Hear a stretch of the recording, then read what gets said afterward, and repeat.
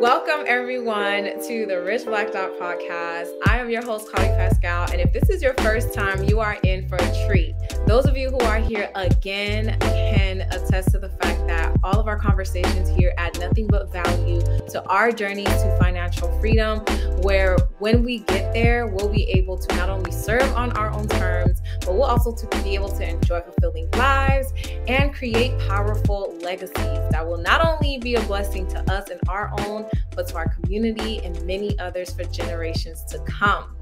I am so excited for the guest we have here today. She is a sister doc of mine that I am so blessed to have been able to meet, and I'm so excited to learn even more from her and her experience and her journey.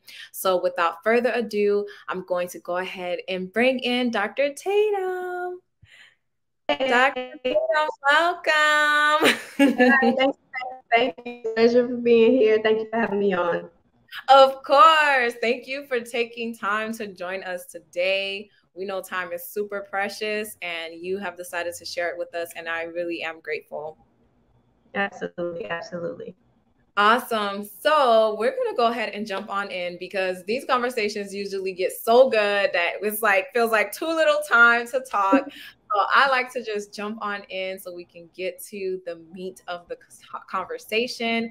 And so please go ahead and introduce yourself. Tell us about you, your career, where you live, where you're from, just you outside of doctor as well as entrepreneur.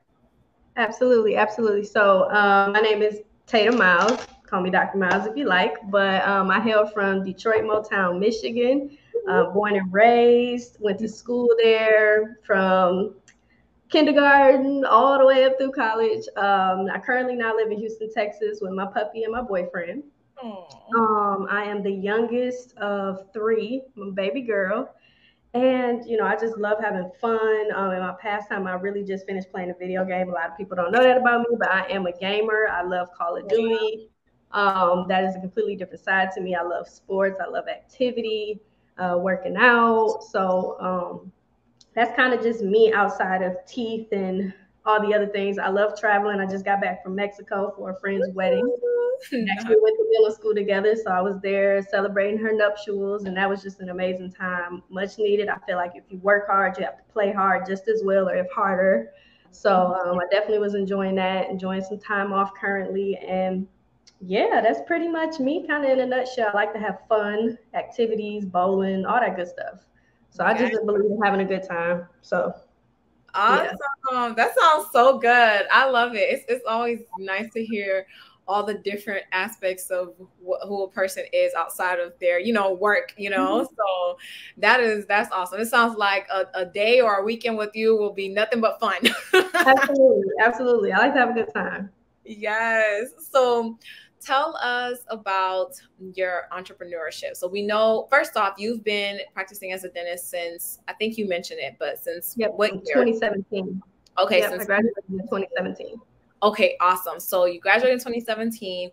At what point did you begin your entrepreneurship journey? And tell us how did you even begin? So I actually began in 2020. We all know we're still dealing with it. COVID happened, but COVID shifted a lot of things for me personally. It was actually during a time where I was just finishing up with residency. I did private practice for about 9 months, and then I decided I wanted to go into a residency. So I didn't go straight out of school. Put my, feet in the water, just to kind of see what it was that I felt I needed to strengthen to make me feel more comfortable as a clinician. So I decided to do a residency. So I went out to California for 2 years, and it was kind of out there. After residency, everything was fine. Started working. Work was great. Financially it was great, but I just still wasn't feeling that fulfillment. So something was still just not there for me personally. So I loved working on people. I loved being a clinician. I love dentistry, but I was like, I decided to do this when I was a little girl, when I was 9. Here I am now, 30-ish, and I'm like, I don't feel the same. Like, I feel like I have more to give than just this. I don't see myself, waking up for the next 40 years, just this is all I do. Right. So when COVID hit, it kind of allowed me to reassess some things.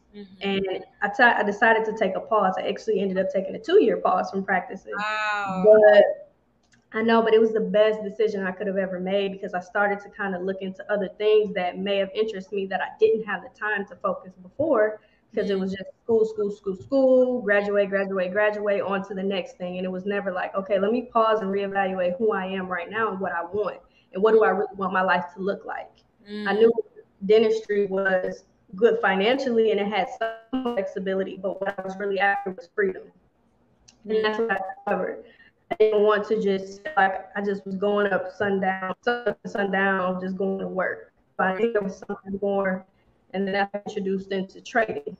I started trading or learning about it while I was still in dental school, actually, before it became that big thing for a moment. But I saw the value of it then. It's just that didn't really mix well with studying for boards and stuff like that. It's a whole language and ball game. So I kind of revisited back when the pandemic happened, and then that point just kind of was open the floodgates to so many other things. Yep. So that's kind of what happened. My father, he has a logistics and trucking company, and he had been working on that for about 10 plus years. And I always wanted to kind of get involved in it, but I just didn't have the time to learn for him to show me the ropes. So that allowed me the ability to get into that. I started dropshipping for a while. That was different, interesting, lucrative, but I did that temporarily. My own business, my own local practice in the midst of that. I started doing online consulting, so television still do. Work. I started doing extra witness cases. So when there's practice suits and things like that, attorneys will reach me, have me kind of review if there's merit and things of that nature for the kind of go through. I give my expert opinion and go forward like that. So I've just been kind of going all around the board with it. So I have no cap. Like, no cap. The serial entrepreneur cap, though. Like you really rock it well. Like serial entrepreneurship. I thought I had a lot going on, but I'm like, man. Yeah, so I'm in all different sectors. That's why I coined my Instagram name. That's why I changed it to the Pivot Queen, because it was Tatum DDS for so long, and I was like, I'm so much more than that. So I decided to change because I was like, I have my hand in so many different pots, and I'm capable of it. And it just was like, I'm more than just, a dentist. Right. And, I love the fact that, you bring out that side, because I think there are many individuals who pursue the career to become a doctor in whatever field it is they desire. And sometimes we kind of let the, becoming a doctor be the thing and the only thing. And we kind of like let all of our other passions fall to the wayside. And sometimes even think it's not even as worthy, but it's like, if it's you and you're passionate about it, it is worthy, it's valuable, it means something. And you pursuing what you want is also like worthy and valuable as well. And I hope that, anyone who is listening or watching this can feel encouraged to not feel like, they got to put their desire to get that little business going or to dabble in something that's way on the other end of the spectrum of their career, to feel empowered to go for it and pursue it. Because the truth is that I believe that God has given us all so many different skills and talents, and our career is one of the ways in which we can fulfill, the things that it is in our heart to fulfill. And it's one of the ways in which we can serve, but we have so many other ways, so many other skills, talents, creativity, passions at that, if we just allow ourselves, we will be able to achieve those things and do so successfully, even while still having our careers. Absolutely. And I think in hearing your story, you talk about COVID, and I feel like COVID was a game changer for so many people. Like, it either pushed people to like the best or the worst. And I feel that, for those who were able to turn it into an opportunity, it really presented itself as a gateway to like so much more things, right? Yes. Not that things came easier or necessarily, like all glam, but it's like even just that waking up to realize, wow, okay, let me make a shift, let me even shift how I'm thinking. Let me change up what I'm doing or how I'm doing it. And then in your case, like, let me start pursuing the other things that I'm passionate about, because we never had the time. And I think that's something that is the bummer sometimes with our careers, is that it takes away one of our greatest gifts and assets in life, which is time. That is one of the reasons why financial freedom is also so important. You know, it's like, yes, it's the money, pursuing that money, but it's all about what that means, what that provides. Right. And it providing the power to own your time, to do what you want with your time. So if you do want to continue serving as a doctor in your field, absolutely go for it, but not with it being attached to I need money. And if you want to be a doctor to a lesser capacity, you want to do less, you want to do things differently, you go also do that too. Why? Because you have that time freedom, because you have that money freedom, you know? Exactly. So I love it. I love it. And it's like, it's nice because in you pursuing those other ventures, you know, you were interested in them, but then you also were able to monetize them. Exactly. And it's okay to just test things out, trial and error. You know, you might do something that like, yeah, you know what, I really don't like doing this. But giving yourself that grace to experience it and to say, okay, let me put my time and effort into something and see how it works out. If it's something that I really want to do and pursue. And if not, then you just move on to the next thing. It doesn't have to be viewed as a failure. It's just, no, this served its purpose. I was able to see if I liked it, if I didn't like it, and move forward, whichever way, whichever direction that is, whether it's continuing or whether it's pivoting and changing to something else. But absolutely, that time freedom is exactly where it's at. That's what most people are really in search of. They want to own their time. Yes. And for me, it's just like about having your dollars make money and work for you versus you constantly working for your dollars. Because if they're just tied to and you don't have a system or you don't have things in place, then it's just you constantly just waking up, clocking in, and celebrating the weekends and dreading Monday. And I just refuse to live my life like that. Yeah, no, it's so true. It's so true. And it hurts me the most when those of us who went to our career because we genuinely want to serve are now experiencing it in such a different light. Like that whole joy and satisfaction of serving is kind of like it's being stripped away because we're just dragging to do it because it has literally just become just a job. And I feel like this is especially one of the reasons why I felt like this message is so important to get out there. Like you can start pursuing financial freedom sooner than later so that doesn't have to happen. So that passion to serve doesn't have to die or come second to your need for income. And you don't end up putting all of this life and years and money that you spent into becoming a doctor, let it turn into, oh yeah, I have a job and it's okay. Like, no, love what you do and do it well. And if you want to do something else, do that too. That part too. So, like, work your side hustles, have as many as you want, but be happy with whatever it is that you're doing. Right. You can kind of run and escape from what you already have. Right.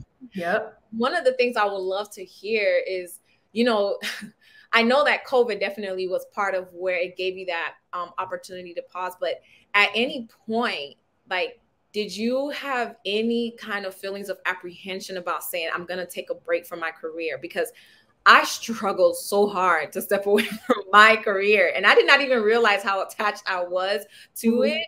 And I've grown and evolved so much ever since. But I want to hear from you, like, what was it that helped you to say, I'm going to take a break and I'm not feeling any type of way about it. I will be okay. And this is what I know is best for me. So there was two major things for me. One, just in full transparency, I had a nest egg enough to do it. So it wasn't like, I don't have anything to fall back on. What am I going to do? So it wasn't like a spur of the moment. But the main thing was God. I am a Christian. I believe in God. He talks to me. And it was a point in time where literally this was the moment where the switch just went off. And I was like, I'm not doing this. COVID had just started. And this was at a point where no one kind of knew. This is where it was beginning, first lockdown. People were just dropping like flies. So as I mentioned, I was in California. I was in a very rural area. My entire family's in Michigan. So it was at a point where I said, well, if something happens to me, no one can get to me. And that is an unsettling feeling of putting myself in a line of fire. Yes, I took an oath, but then I also had to think about my family. Like, I'm the youngest. I'm like, you know, I'm a baby girl. If something happens to me, I had to think about how my parents would react, how my family would react. So I sat and I said, God, you know, is it really worth it? You know, is it really worth me staying and doing this? And the anxiety that I had behind just going to work was like, it's not. And he was just like, I got you. Like, you will be fine. And I had that blessing over me. And I just knew, all right, I'm going to do this for me. And that's what it took. And that was that push for me to just be like, all right, let me send in this early resignation, because I was already getting ready to relocate here to Texas.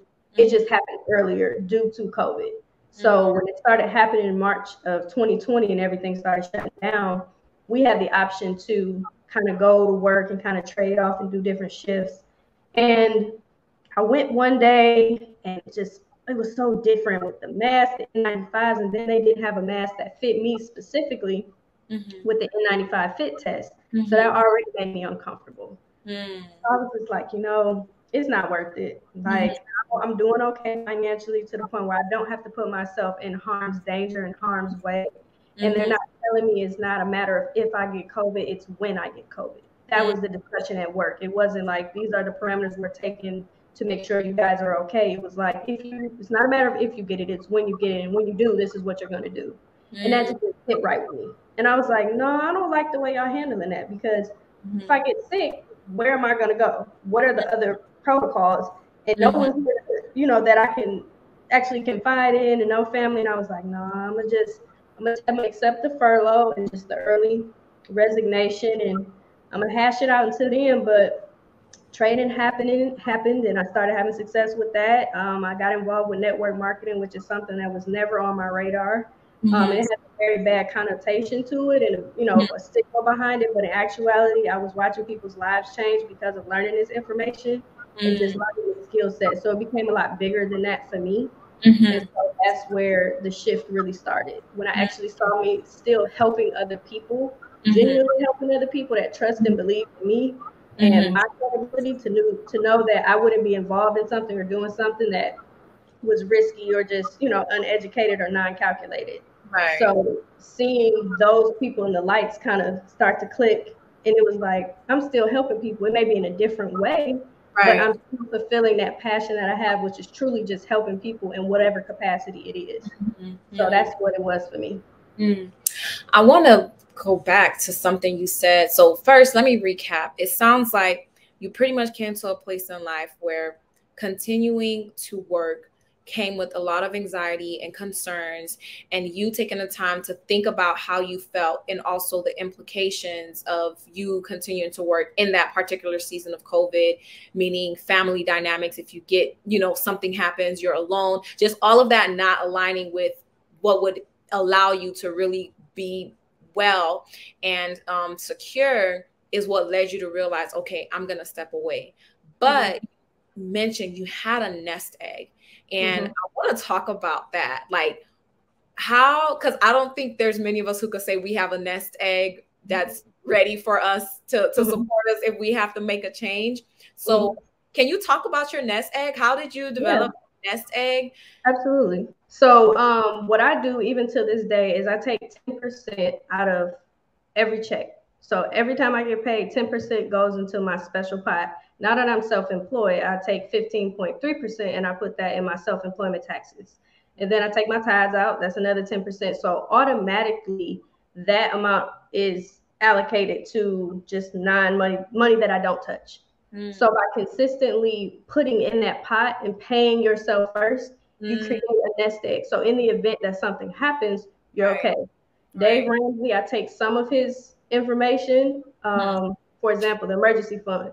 The first $1,000, put it up. After that, for me, it's 10% every check. No matter what, I don't touch at least 35.3% of my money. Just I don't live off of that.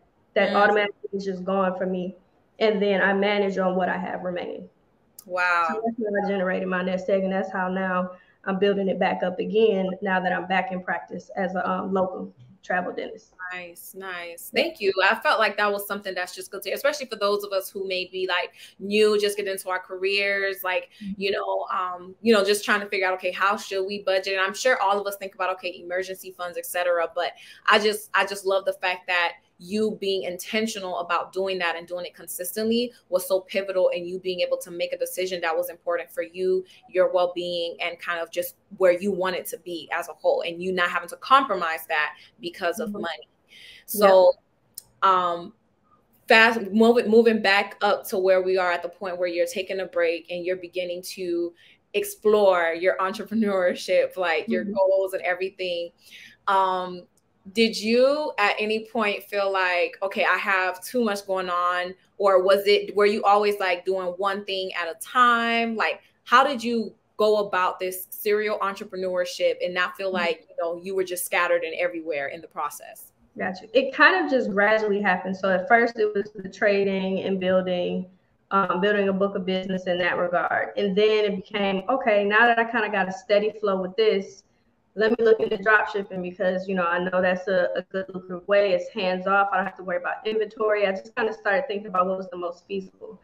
Mm-hmm. And then it really just gradually increased. So as my time got freed up, I was able to add in different things. So then it became, okay, Dad, show me the ropes or show me what needs to be done on the trucking side of things. So now I can kind of start engaging in that more and give you a helping hand, and in turn, receive my percentage off of that. So now I'm having multiple streams of income. Wow. And so things of that nature, even with building your own portfolio, doing your research on the different stocks and things of that, if you want to get into that. But, just being able to make your own investment choices and actually read upon things and educate yourself, that's a big part of it, and not just relying on what somebody else tells you. Like the whole Dogecoin thing, that was a big thing at the time. It was like, get Doge, it shot up, and it being a dummy coin and all that kind of stuff. But just not blindly going with the masses without knowing what it is that you're doing. Right. And for me, it was just gradually just introducing things as I felt I had a handle on whatever it was that I was doing at the time. Mm-hmm. Yeah.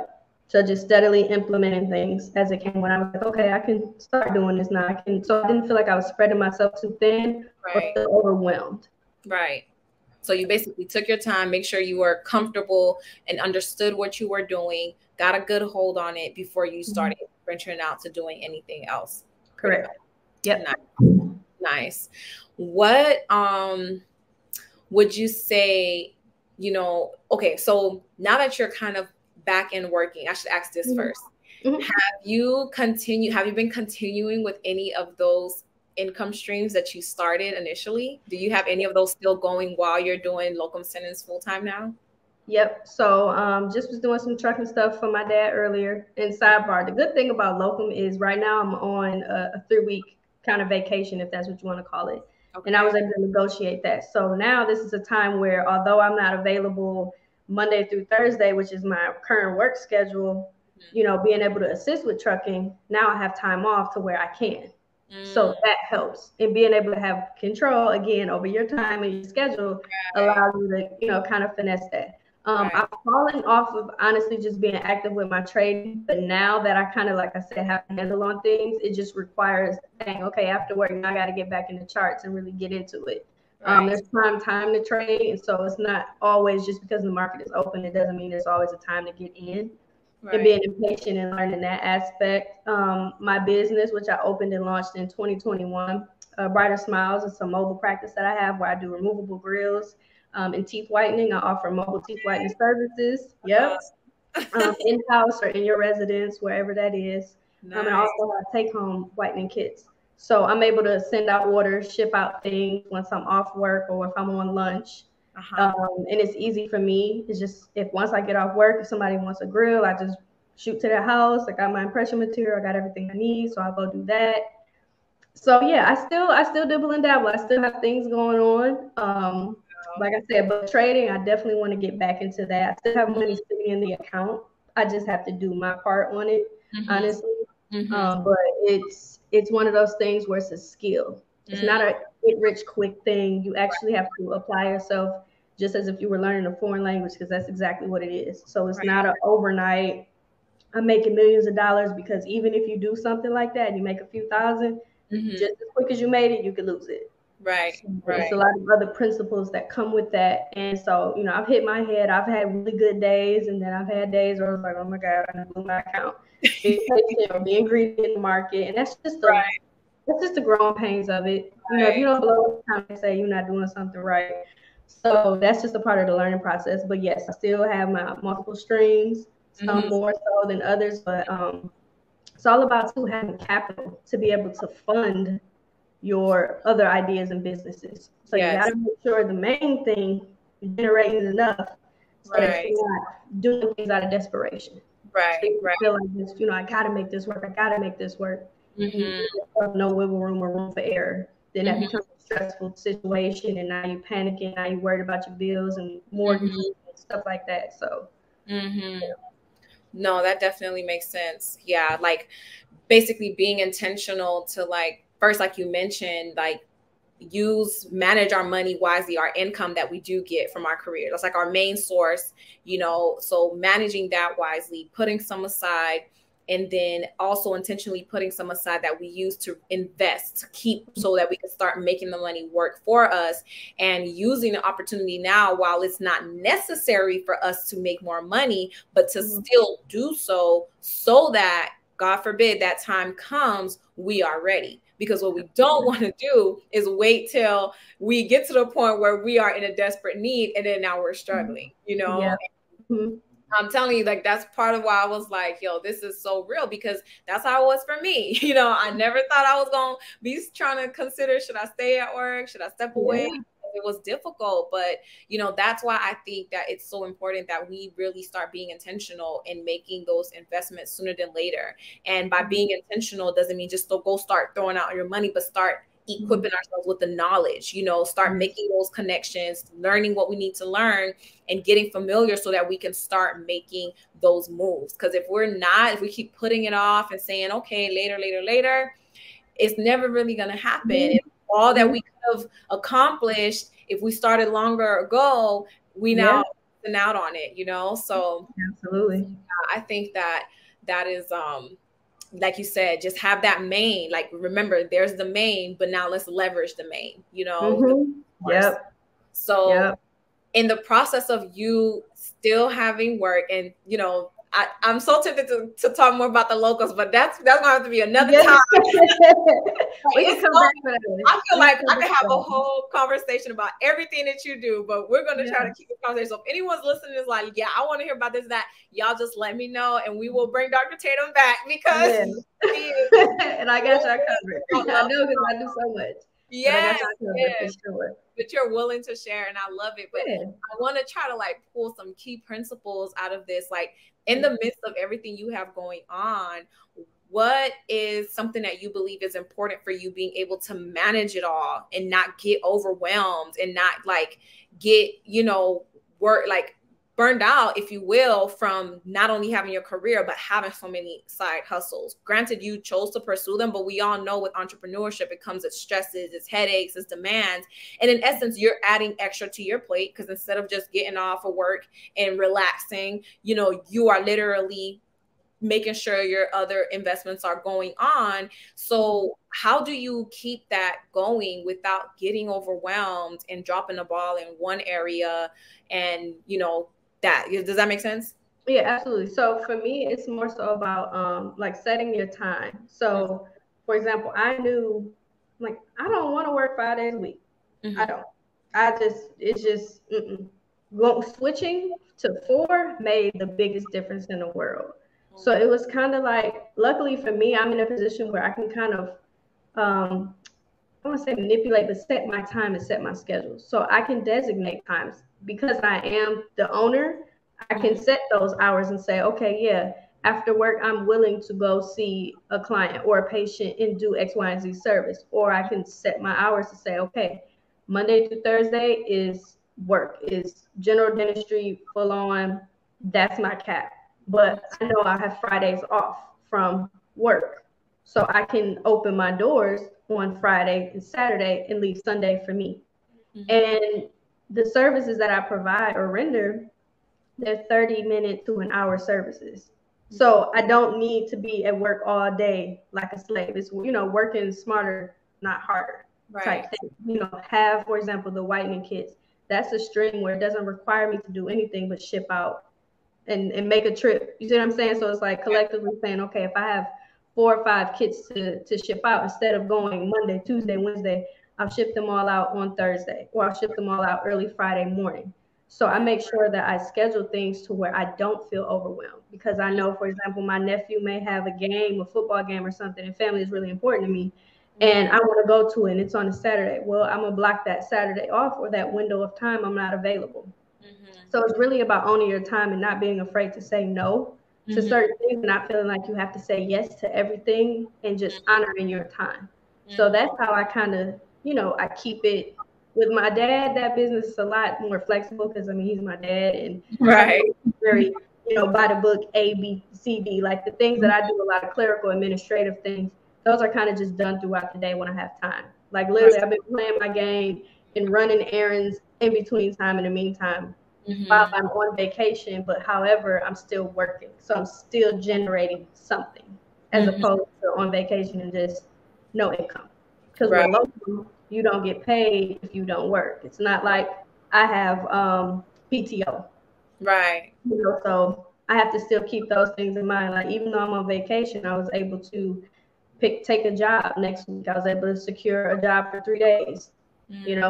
So even so, like, why not? I'm home. I'm not doing much. I'll just go ahead and do it, and then I'll go back home to my regular larger assignment. So it's really just about having that luxury of saying, okay, what works for me, and how do I create harmony? Because you may not ever have balance, but you can create harmony that works for you and your lifestyle, and that way you don't feel overwhelmed. And when you do start to feel overwhelmed, scale back and say, okay, what do I need to adjust? And just doing those check-ins with self and say, okay, how am I feeling? Am I feeling overwhelmed, or I feel like I'm taking on too much?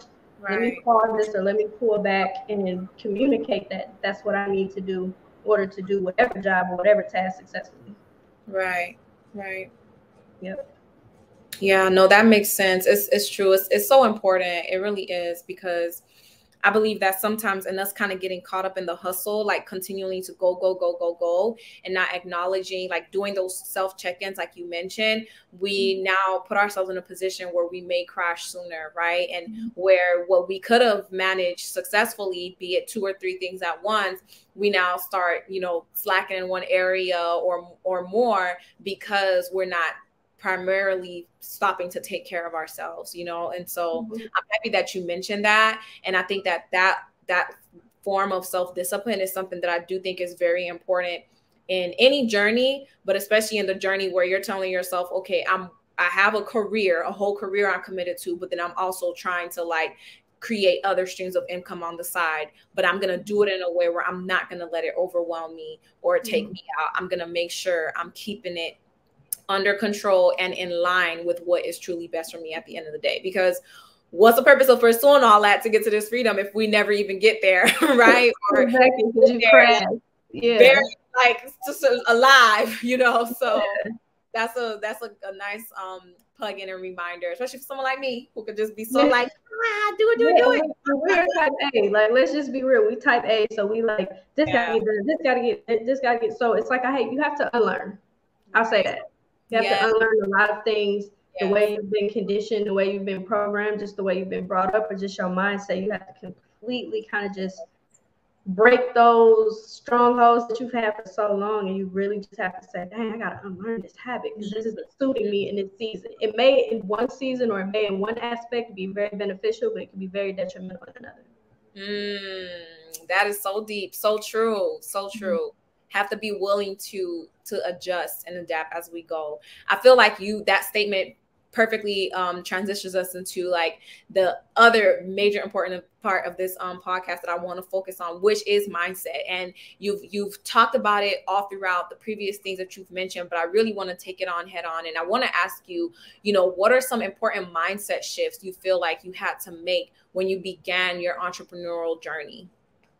A lot of it was, like I said, unlearning, and then also not caring what other people thought. That was the biggest thing for me, is not worrying about, dang, what is my family going to think? Are they going to think I'm crazy for taking my whole life pursuing dentistry, and now I'm talking about quitting or just pausing it and doing something else? And it was kind of like I went through that journey. So, and I've put myself in a position, thank God, to where we have a lucrative career. So you don't just unlearn teeth. You get rusty, but you don't just unlearn everything that you just spent your whole life learning. It just doesn't happen. Even if you wanted it to, you get back to it and you're like, oh, it's like riding a bike. Like, it's the same thing. It's kind of instilled in you. So for me, it was just about not worrying the perception or the viewpoint of wondering what other people would think. Like, wait, she was doing dentistry. She just, I know her as a dentist, but now what is she talking about finances? Like, does she know anything? Like, just getting out of your own head about that. Um, that was the biggest thing. And then surrounding yourself with like-minded individuals, because if you have people who constantly are around you that aren't speaking life into you or speaking the same tune and understand, it just won't make sense. You're going to feel like I'm in here alone and you're going to regret, making that decision. But most people are afraid to step out on faith or do what it is that they really want to do. So you have to think about who you're listening to while you're attempting to make these steps forward and do something different. Because if you've never been a millionaire, how can you tell me how to be one? I'm going to talk to the millionaire, because the reality of it is most millionaires and billionaires, they don't have college degrees. They're not doing what we chose to do. We chose to take a path. Let's just be real. We chose to take a path of 10 plus years of higher education and doing all this stuff and taking on all of this debt. But we have people who graduated from high school who are well above us, in the financial realm. And it's like, okay, we got to scratch our heads at some point and say, okay, something's off. Let me actually really think about this.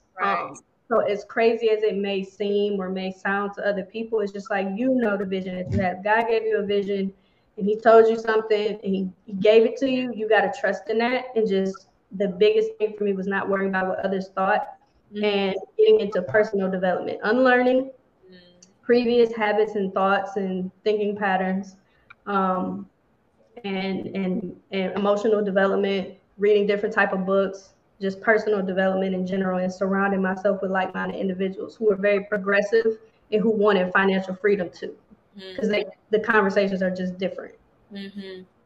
So yeah, those are the biggest things. No,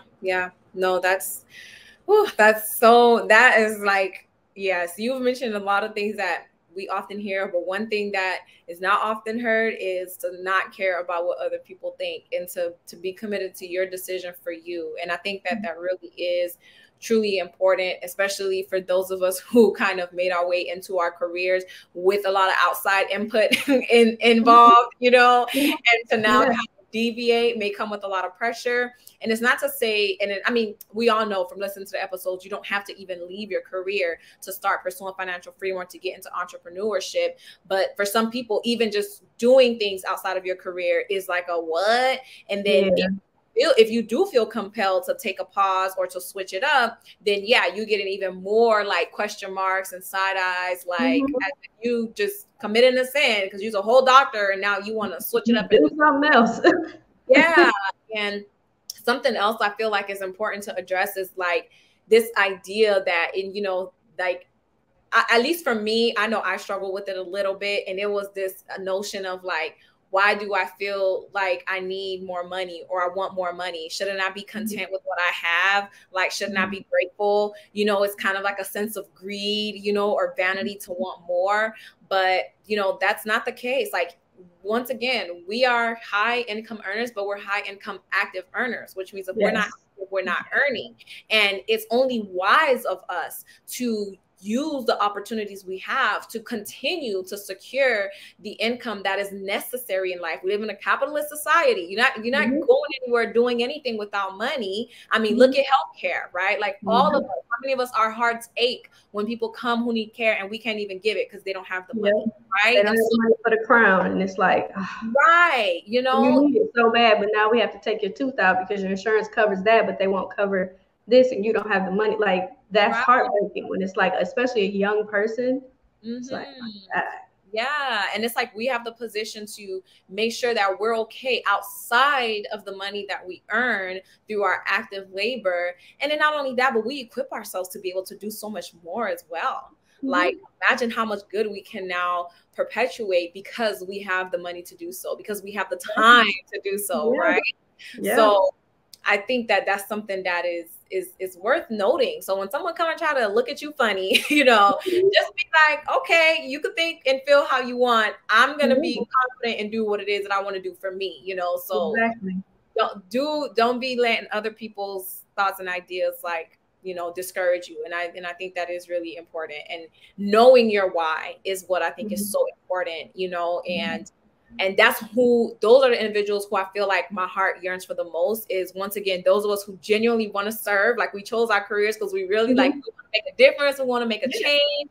Right. Yeah. And we realize that, okay, we also have to make sure we can't set ourselves up to have to be working for money for the rest of our lives. You know, those of us, especially who have that heart to give, that heart to serve, especially do not feel guilty in deciding to make a change, to pursue more for yourself financially. God came to give us life and give it more abundantly. Okay. Exactly. Struggle. First, abundance.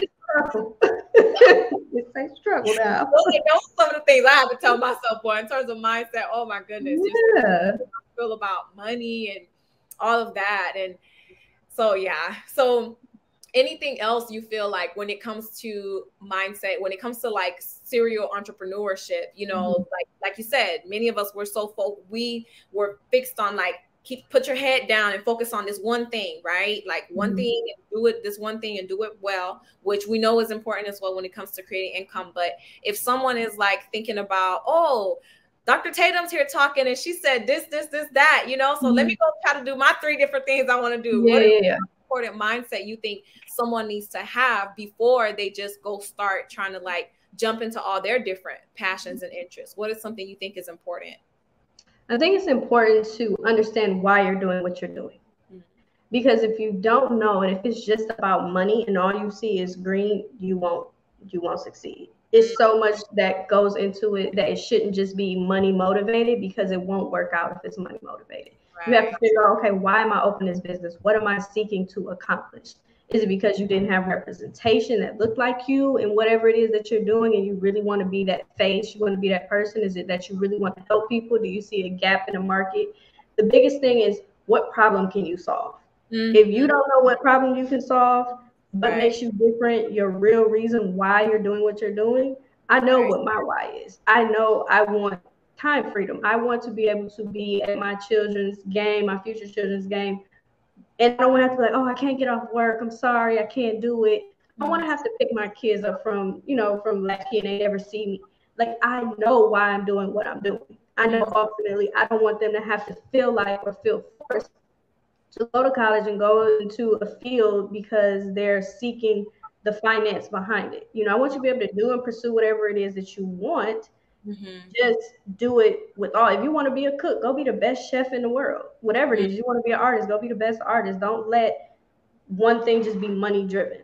So if you want to do multiple things, you don't eat an elephant just in like one big bowl. Like, it's a bit at a time. So understand what it is that you're doing, how they are related. If they're not related, you have to actually do the research and understand it. I wouldn't just jump into doing multiple things. It's like, let's start with one thing. Let's start into the one thing that you're really, really interested in, you're really passionate about. Focus on that before you start kind of spider webbing it out. Have a plan. Don't just go into it just, oh, I'm about to just quit everything and do it. It's like, no, have an exit strategy. Because some people do quit their jobs and just go full steam. But some people, there's nothing wrong with working your 9 to 5 while still having your time to work on your hustle and your dream.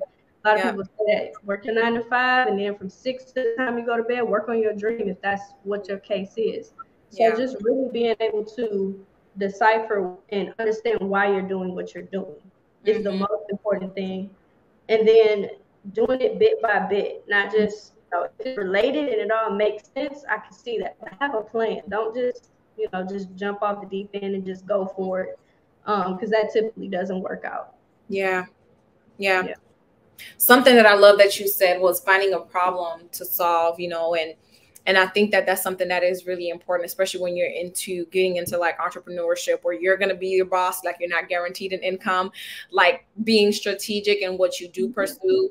And it doesn't mean you have to create this, brand new thing to solve an issue, but find something where there exists a need for it, because then that does eliminate a lot of the headache and frustrations of, man, this isn't working, or I'm not getting the returns that I want.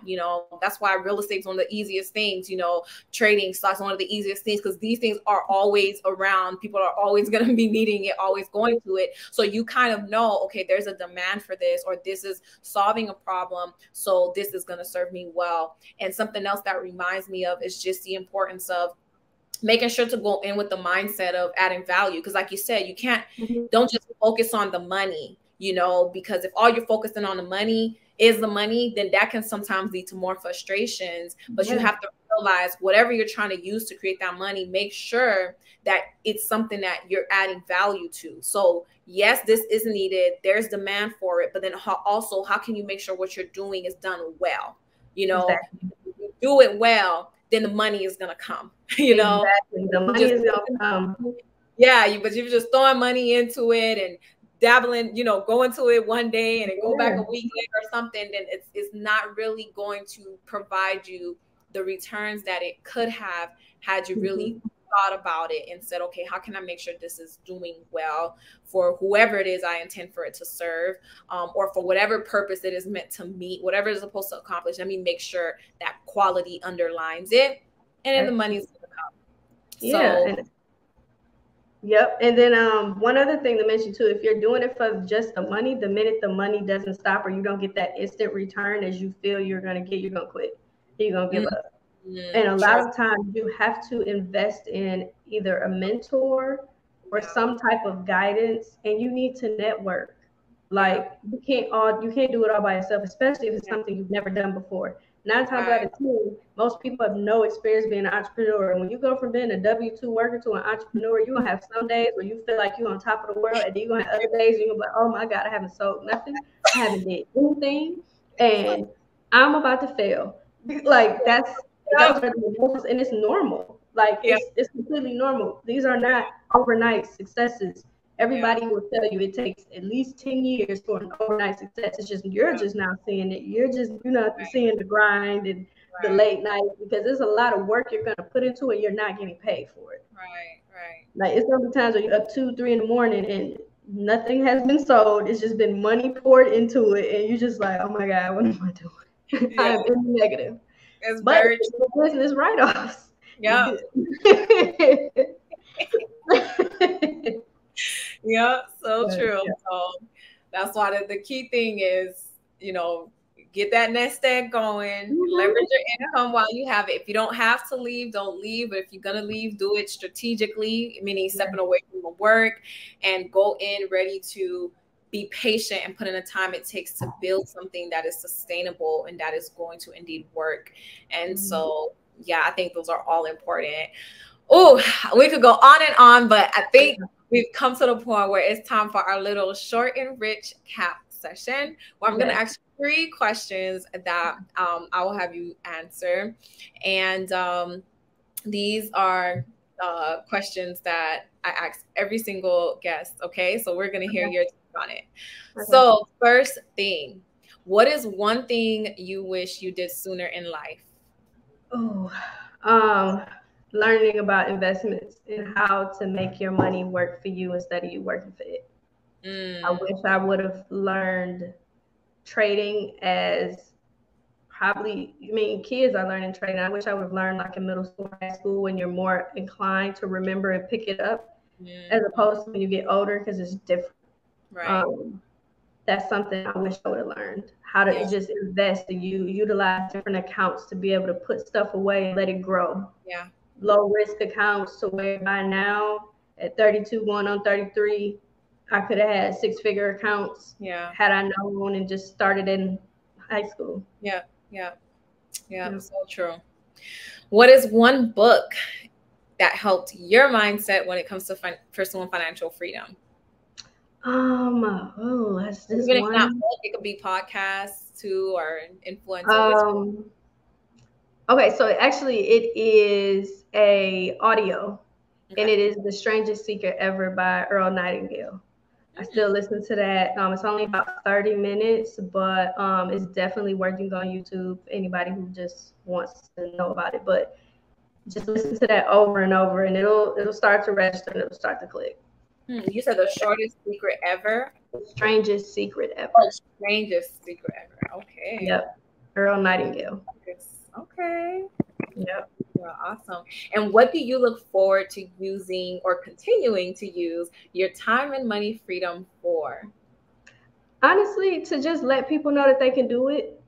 I really want to be an example of the success behind it and how much happiness it can give you.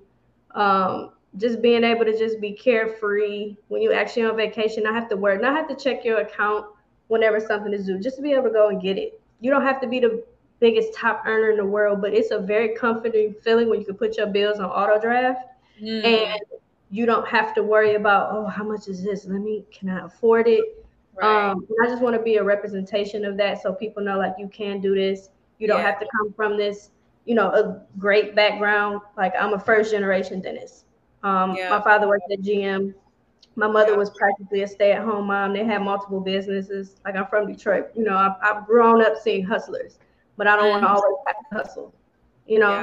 I'm not afraid to work, but just that go, go, go, go. I want to be able to show people like you can do it, no matter what background, what obstacle you come from. It does not matter. Powerful, so true, and so needed. I don't think there's a such thing as too much inspiration, too much, hearing one message over and over again and seeing multiple people who are doing it. It really just all adds to that fuel that we need to really continue on our journeys. And I honestly thank you so much once again for taking the time to share. I will be sure to share your information on this podcast in the notes and also down below in the captions, just so everyone can see how to connect with you, reach out for you. Maybe someone is out in Houston, want to get them some grills. Hit me up. Either Michigan, Texas, or Cali. I'm licensed in all three. So if you want it done, just call me. Just contact me, reach out. Yes, no, I love it. We definitely probably gonna have to do an encore for sure, because I feel like, man, we barely scratched the surface, but that's all right. There's so much gems that we still can take from this, everything that you shared and your experience, your example. And I thank you so much for your time. And I'm so excited to see where you go from here. Yes, thank you for the opportunity to just be on the platform and just be able to drop whatever value that I could. As long as you took something from me, it could have been one sentence, one nugget. I did my job. So, absolutely. Thank you for the opportunity and just, chatting. It was good. I would love to come back and do this again. So just let me know. Definitely. Yeah. First of more to come. Absolutely. So at this time, anyone who is listening, I hope you guys are glad that you tuned in. Don't hesitate to re-listen if you missed something. Hit the rewind button, and definitely be sure to hit the subscribe, follow, so you can stay in tune. And to all of my Black Docs residents and even students, pre-doctoral students, if you're not already following us, if you're not already part of our community, go ahead and join, because our goal is to keep growing and adding value to help each of us achieve our goals and achieve the financial freedom that is essential to the lives and the legacies that we want to change through our careers and our wealth. I'm so glad you tuned in, and I look forward to seeing you in the next episode. Until then, please do take good care.